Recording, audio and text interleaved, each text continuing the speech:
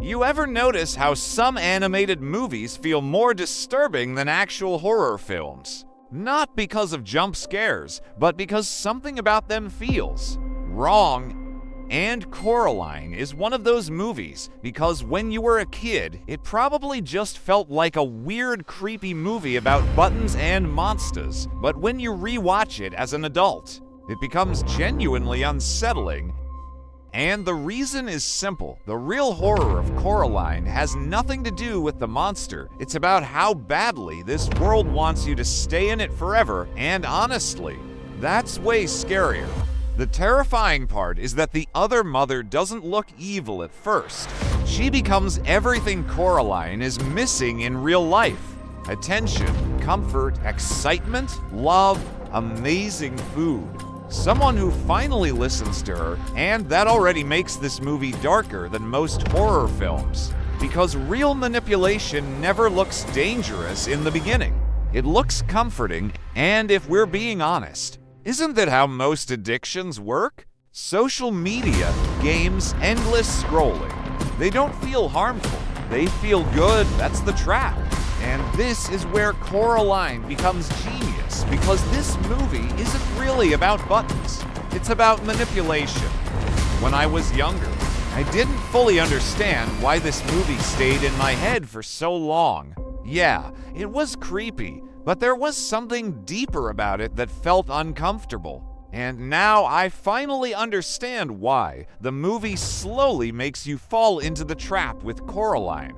The other world looks perfect at first, almost too perfect, and that's already a red flag. Everything there feels designed to make you stay, like the world itself is trying to seduce you. And one of the smartest details in the entire movie is this: the other mother never forces Coraline to stay. She makes Coraline want to stay, and that is terrifying. Because the most dangerous prisons are the ones people choose themselves. Think about that for a second. The other mother studies Coraline. She learns what's missing in her life, and then gives her exactly that. And honestly, don't modern algorithms do the exact same thing? You feel lonely, the internet gives you comfort, you feel bored. Your phone instantly removes that feeling. You feel ignored. Social media gives you attention, and slowly, you begin spending more time in the comfortable version of reality instead of the real one. That's why Coraline feels even more relevant today than it did in 2009. Because the other world basically works like escapism. A perfect reality designed to keep you emotionally attached. And another thing people miss, the real world in Coraline is intentionally boring, gray, quiet, slow. Her parents are distracted. Nobody really listens to her, and as the viewer, you also want her to escape. The movie manipulates you too, and that's genius.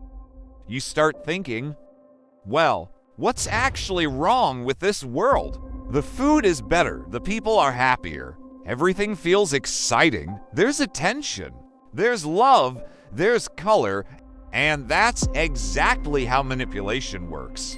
It gives you what you desperately want first, and only later reveals the cost.